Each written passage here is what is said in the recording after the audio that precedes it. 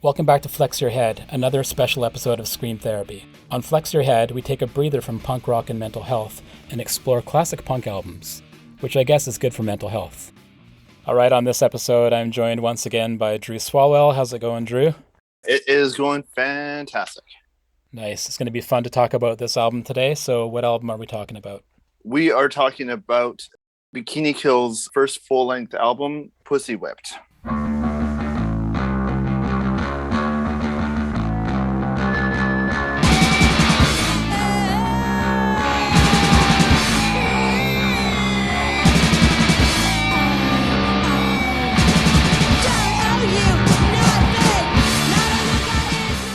So Bikini Kill's Pussy Whipped came out in October 1993 on Kill Rock Stars out of Olympia, Washington, and it was their debut studio album. The band formed in 1990, broke up in 1997, so this album was kind of right in the middle of that time span. The band is consisting of singer-songwriter Kathleen Hanna, guitarist Billy Karen, aka Billy Boredom, bassist Kathy Wilcox, and drummer Toby Vale. And Kathy and Toby do a bit of vocals as well on the album. So first off, Drew, do you know how long this album is? I think it's only 25 minutes long or something like that. 26 minutes. So Yeah. good one. So 12 songs, most of the songs with that calculation right around the 2-minute mark. I know there's a lot to tackle here in the lyrics and messages of the band. You know, obviously a very influential band for all people in Olympia and Washington, D.C. Young women were very inspired by them, and they're quite connected to Riot Girl movement. It's a little bit awkward to talk too much about the Riot Girl stuff because it's not really, I don't have that perspective coming in. Mm-hmm. Having said that, this is, for me, the penultimate Bikini Kill album. Well, I'm a little curious. When did you come across Bikini Kill? What was your first introduction to Bikini Kill? It was this album.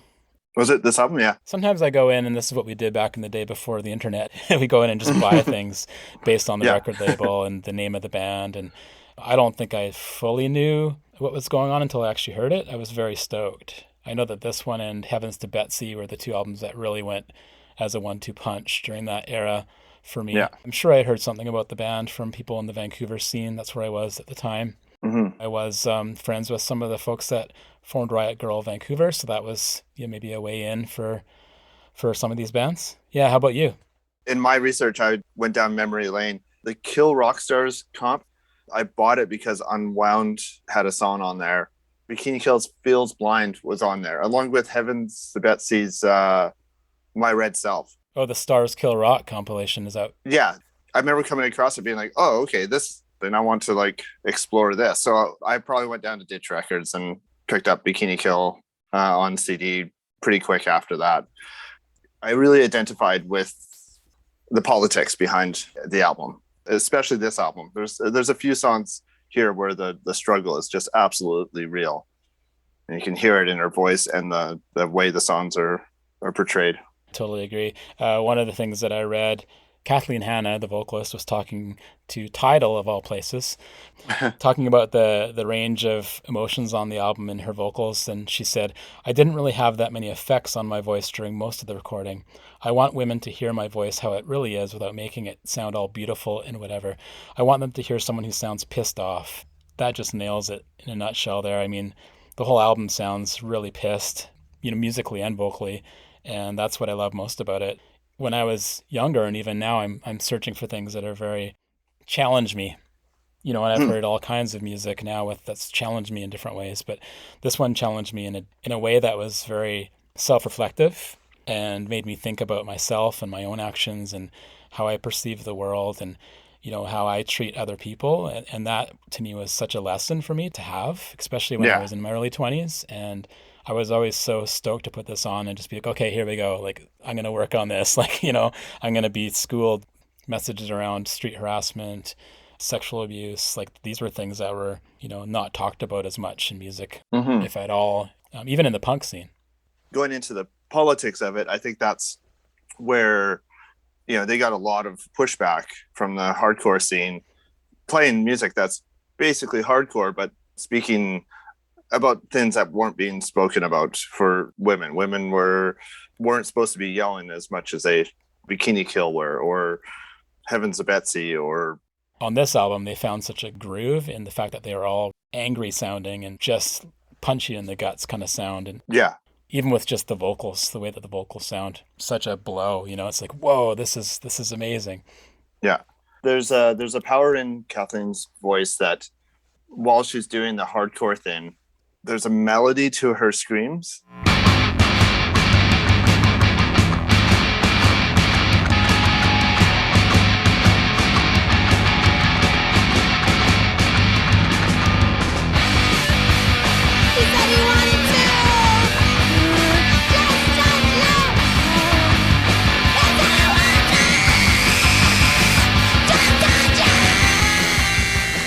I mean, the thing about the album is it's unrelenting. First of all, it moves at such a pace, but Mm-hmm. there's so much going on with the interplay between the musicians. The bassist and the drummer, Kathy Wilcox and Toby Vale, are just locked into this really cool syncopated stagger step through most of the album. Billy's guitar playing is just, if Greg Ginn didn't care about being a stoner, you know what I mean? Like, it's just like, I think he probably was influenced by Justin from Unwound, I would think. But just the angular, distorted feedback, Mm-hmm. he's not coming out and being like, "Hey, I'm the guy. Like, I'm gonna be the person that's just like wailing away." He very much sits back, and even live footage I saw, he kind of hangs back a little bit. But just what he fills, the sound that he fills in, I love the guitar playing. Yeah. Kathleen's vocals are just super like amazing. And I love the rhythm section. Let's just listen to guitar. It's a little bit back in the mix. And there's so much Mm-hmm. cool stuff going on with this guy's guitar playing. There's almost so much riffage. You lose the fact that he's just constantly throwing in these different riffs in there, and he lets Toby and Kathy take all the rhythm on it. I mean, they made a good choice, and if they're going to choose a male to be part of this band, they did a good job of finding that male personality who would sit back. Yeah, and you're right. He often is kind of in the dark, off to the side of the stage playing, as opposed to being like right up front. He was smart to understand to like step back. The album was recorded in Seattle at Avast Studio, which is Stuart Hallerman's studio since 1990. And he also went to Evergreen College in Olympia, so I'm assuming that's where they all met. If you look at his list of the bands that he produced, it's pretty much every punk band from Pacific Northwest Underground in that era. 215 releases, everything from Fits of Depression to Unwound. In fact, I think this album was recorded either right before or right after an Unwound record, so he was definitely in that mode at the time. It actually sold 75,000 copies, which I think at the time was pretty big. I mean, I think Fugazi sold maybe 150,000 of their Steady Diet of Nothing, so it's up there. It's totally up there. It's interesting that you like bring in the Fugazi, because there is like such a mass connection between Olympia and Washington. Ian actually produced the first tape that Bikini Kill did. You can definitely, especially after this album, you start to see more of the Washington influence starting to creep into the rhythms of the band. And to me, Bikini Kill is the minor threat of the 90s. They're one of the bands that I would immediately associate with a band like Minor Threat. Different set of outlooks and opinions, but it's that same energy. It's that same, fuck you, this is what we're going to do. We're going to play fast. We're going to play as loud as we can, and we're going to spit in your face, and you're going to deal with it. And I was just happy that I was privy to that, and I actually learned from it. Yeah. Let's get into some of the songs. 12 songs, like I said. There's splitting up of the vocals. Kathy has like one song called Speed Heart where she sings, and Toby has a couple of songs where she sings Tell Me So and Hamster Baby. Anything stand out for you right away? I always thought this album takes a little bit to really get going. I didn't think that the full power really hits until Magnet.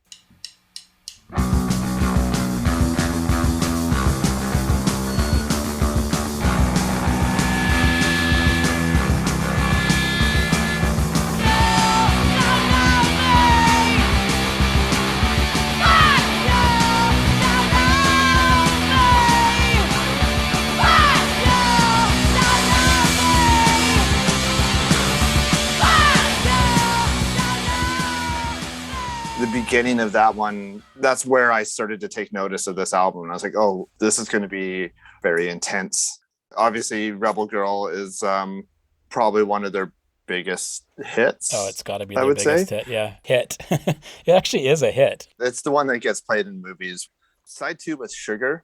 It's a smart move to put that song right at the beginning. Tell Me So kind of like is a softer song. It kind of fades away at the end of side one, and then you're right back into hard hitting during Sugar. I was always partial to Sugar, Little Red, and then Star Bellied Boy, just like ramping right up with Kathleen's vocals. Those are the three songs that I always loved. They're venomous. But, after listening to it over the last couple weeks here, I really love the whole album. I love the stuff where Kathy and Toby sing on, Yeah, the whatever it is.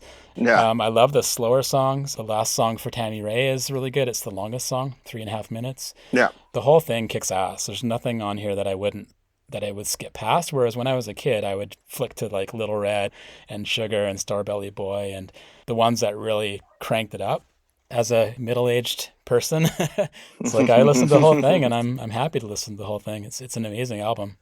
It has a nice ebb and flow to it.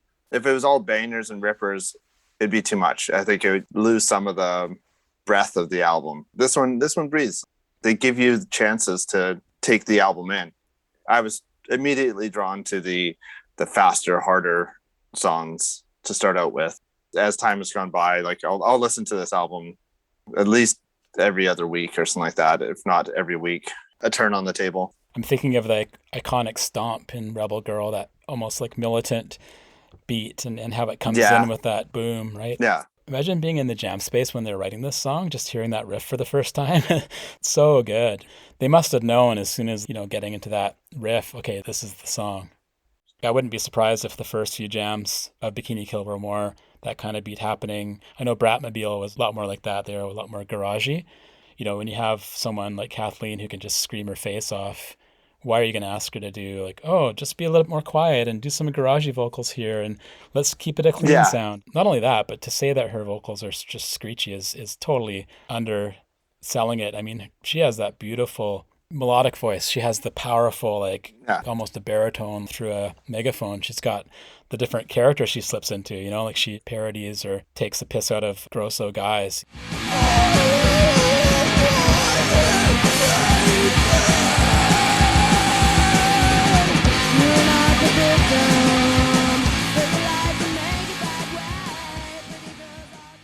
She does put on these characters throughout the album, which they definitely thought a lot harder about their albums, and each one was like really thought out, even for the minute and a half song. Everything's very, very thought out. There's a funny quote that I read on Tidal again. They'd interviewed Kathleen for the 25th anniversary of this album, actually. In regards to her vocals, she said, I had to stand in there and listen to them soloing my vocals. And I was just like, someone point me in the direction of a fucking guillotine. You Yeah. get into this studio and you got to listen to your isolated vocals, and they sound great to the music, but just hearing all that in isolation is just tough to handle sometimes. For me personally, it's the worst. I absolutely hate having to pick out which vocal works best because I'm like none of them. But they work in the context of the song. But man, hearing your vocals solo, so it's interesting to hear that even somebody like Kathleen, who has such a powerful grasp on her voice, she has a hard time with it. Let's talk a little bit about the lyrics. One of the things that stuck out for me was obviously it's easy to look at the lyrics that are to do with misogyny and street harassment and Mm-hmm. sexual assault and just complete discrimination against women in the punk scene. But I looked at some of the other stuff. This one's really cool. The song Starfish, which is quite a short song and has Kathleen playing bass actually. And it's just a little fuck you to the mainstream media, which I really like the poetry behind this. So she says, just like a starfish, my legs will soon grow back. I'll just be 10 times stronger each time that you attack. Rhyming Hmm. couplets like that. They're known for their very like in your face lyrics, which is great, but it's nice to know there's other little subtle bits in there as well. Yeah, I always think about the lyrics to "Feels Blind" when it comes to Bikini Kill. All the doves that fly past my eyes have a stickiness to their wings. Like it just, Mm-hmm. there's something about those, the way that she's able to take something really beautiful and then like kind of look at it a little bit deeper and see it's not all beautiful. Like, Yeah, the beauty and the darkness together. yeah, there are the songs where she's setting up her, commanding the audience or the listener, but then there are slower songs where she's able to paint these pictures. It's incredibly talented, and she's got a very introspective way of looking at the world around her. They're funny too. I mean, there's some stuff in there where she's just making fun of, like I said before, grosso guys. It's not necessarily to laugh at, but it's very sarcastic, and I like that. But also on Toby's song Hamster Baby, I just love how it's like a music industry sort of haha snarky kind of thing.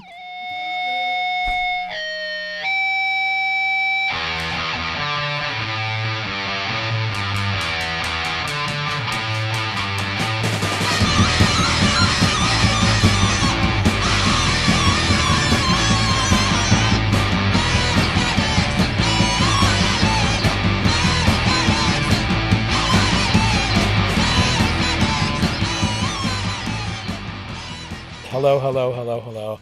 Where is our next show? In Honolulu. Who is going to put in our tape deck? Who is going to carry the bass amp? Who is going to buy us the van? I could be you. I could be you. I could be you. It will come true. I guess the most famous lyric on this album is she thinks she's the queen of the neighborhood. I got news for you. She is. Yeah. That's the one they're going to sing along to, right? Rebel Girl was actually recorded 3 times. So they kept trying at Right. it. So it was on the split LP with Huggy Bear. And then the Joan Jett recorded one on the B side of the New Radio 7-inch.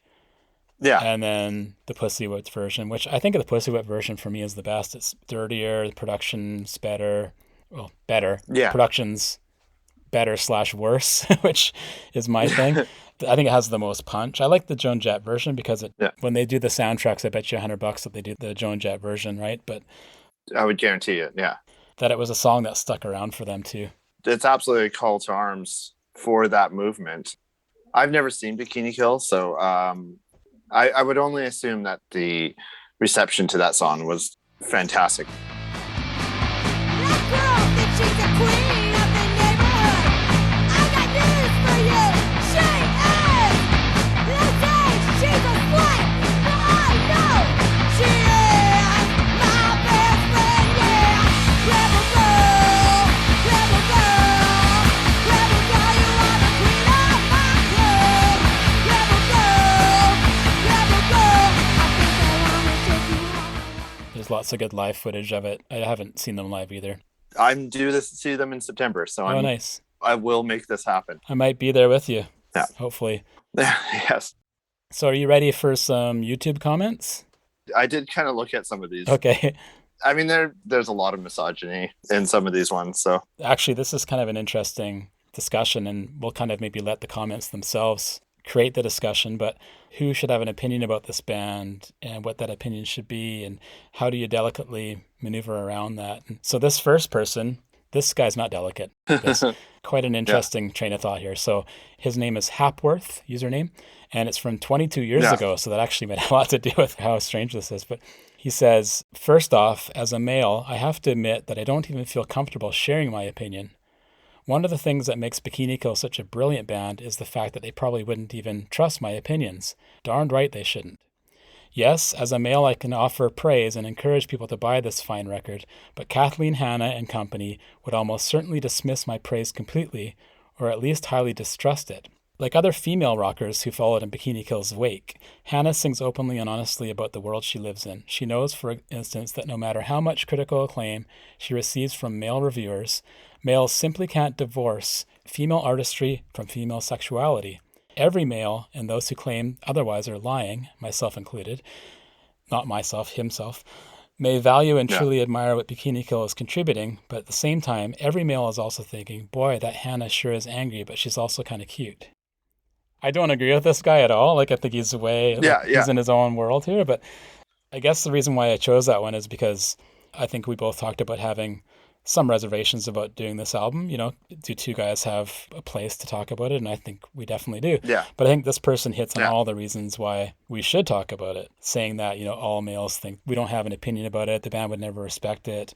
Yeah. I mean, I guess the words I'm looking for, it can be a bit of a landmine for two dudes to talk about this album because it can be an inherent rock critic than to start talking about looks and gender.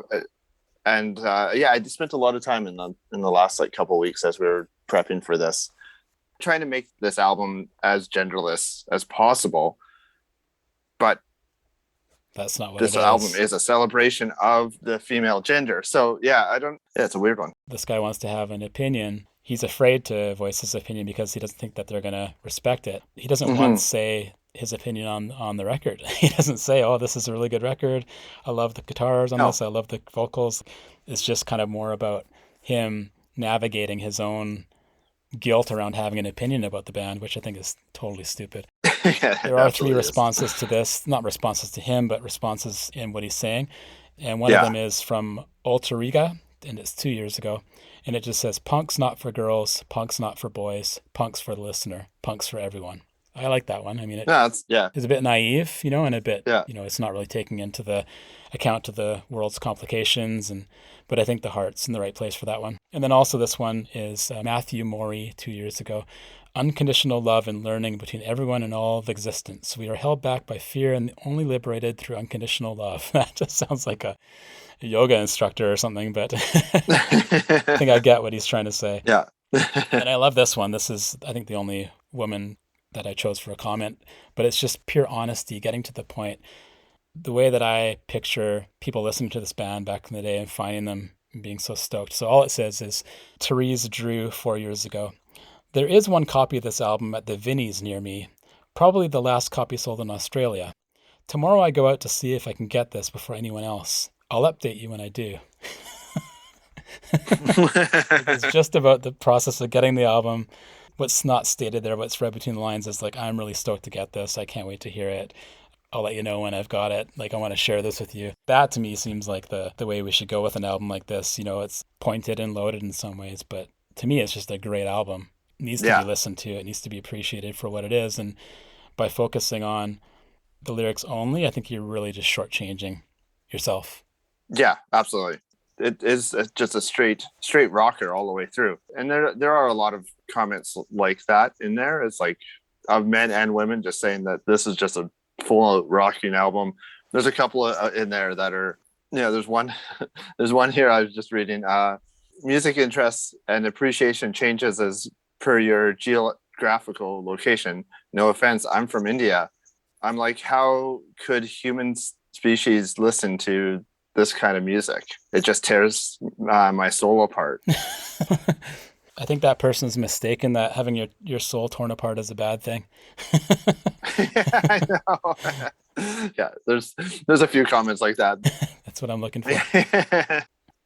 I think that's one of the important things about this album, this genre of music, in the sense of like Riot Girl, because it all sounds totally different, is that especially being someone who identifies as male, it really challenges my concept of what being a male is, and I think it made me a better person to dig into these lyrics and be like, oh, okay, I now understand what I can change how I interact with the world, and especially with people who identify as female.